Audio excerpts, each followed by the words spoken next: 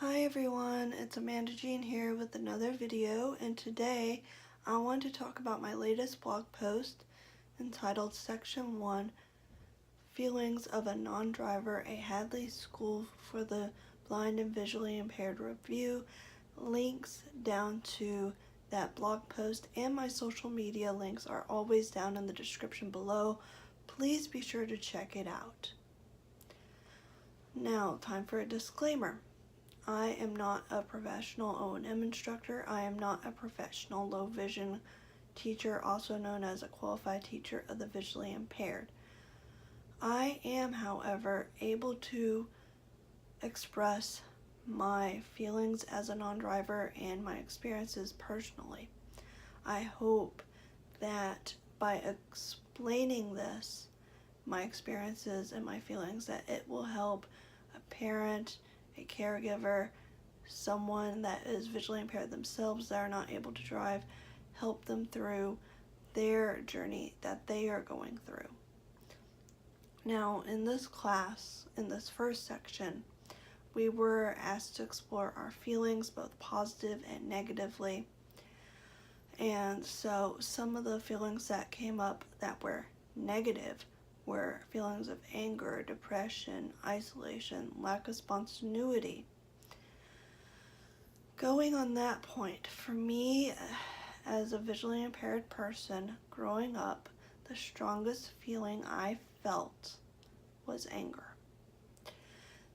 That is because, and I'm not saying my eye doctor was wrong, but when I was younger, I was told maybe by the age of 15, 16, you may be able to drive, maybe with a restricted license, or maybe be able to have your full license. At that time, I was only 6, 7, maybe 8 when I started asking these questions about driving. They didn't know what the future was going to hold. They didn't know if there was possibly going to be a cure or, a technology that would make us able to drive. Certainly right now that isn't the case, even though I do know that there are surgery perhaps for those with nystagmus who qualify, and that's a completely different topic. But they weren't giving me false hope. They were giving me a inkling of maybe down the line. We have to wait and see. And that, looking back, is fine. We don't know what the future is going to hold. So as I got older and became a teenager, 15, 16, that's when I really started to feel anger, because I saw a lot of my peers getting their licenses, going out on dates, going and getting their first job. Things that as a teenager, when you have that car and the car keys and the licenses, you can go out and do things. Now, the key thing in my journey that I have learned is that holding on to the anger that I felt does not help in any way. I learned through therapy, counseling of my own, when I had counseling, that it's okay to feel anger. It's okay to feel sad, but it's not okay to hold on to that feeling. It's not going to help you. It's not going to help your child or anyone in that situation. It's important to feel it, process it, and then let it go. Another feeling, I should say, that I feel is depression from time to time, and that's due to isolation. Where I live in my town, we don't have that great of transportation. So, I do have to be dependent on my family and my friends, but that's okay. My needs are being met. Further in this course, it talks about how to be a fair friend and family member and how to negotiate rides for things. And I'll talk about that later in the series. But when it came to the depression, it was just the lack of really being able to see family and friends and getting your first job and things. I see through Facebook all the time a lot of my friends going out to Walmart, going to Walt Disney World, having families of their own, having a good career. But just because that happens, just because I have these feelings, doesn't mean that it's wrong. There are a lot of positive ways to look at non-driving. And for me, it's learning that I can have a career. It's learning that I can meet with friends. It's learning that, yes, I can go to Walmart, even though transportation may not be that great. It's learning that when I do get out, it's okay to feel that joy.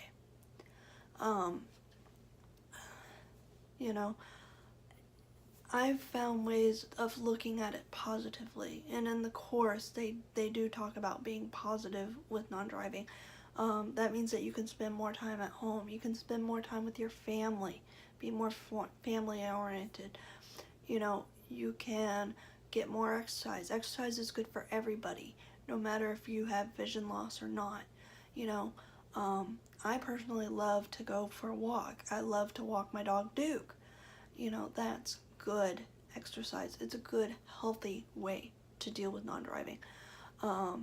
Certainly, for me, when I do have those little spouts of depression, it's okay for me to use my coping skills, such as making a to-do list, saying, okay, today I'm going to do my laundry, and I'm going to do my YouTube videos so my audience can see that. I'm going to, vacuum. Things like that help with that, and that's okay. Another key thing is to definitely look at the future. I don't know much about technology when it comes to things because I'm not a scientist, but you never know what may be coming around our corner. Now they are looking at self-driving cars. Maybe when you have a younger child, if you have a younger child, that can be part of their future. It's okay to hold on to hope, but just know that that's down the line, but it's okay. Another thing that I want to address for the parents out there is the fact that you will have feelings, and that is okay. But the thing is, you can't hold on to those feelings because it will affect your child. I'm not saying in any means at all not to express them. You need to. If your child is old enough to understand, start having that conversation of, gee, when you're older, you may not be able to drive. What can we do to make you prepared for not driving? One of the things you may want to check out is one of my latest videos about how to have things out in springtime that can help build good O&M skills or low vision aid skills. Start having a positive connection between vision loss and your low vision devices and being a non-driver. For me personally, I didn't get that chance. I only had a few lessons with my qualified teacher of being visually impaired, and we really didn't get a chance to talk that much about it. My mom never really went out much, so that influenced me in the fact that we never had that positive conversation. So, having that conversation with your child will help, expressing both negative and positive, but mainly focusing on the positive. You can write, you can journal, you can do a YouTube video together, there's all these different ways of expressing it, and that's okay. I hope that this video, guys, even though it's been a longer video, has been helpful. And I hope that you guys can help others learn to talk about it.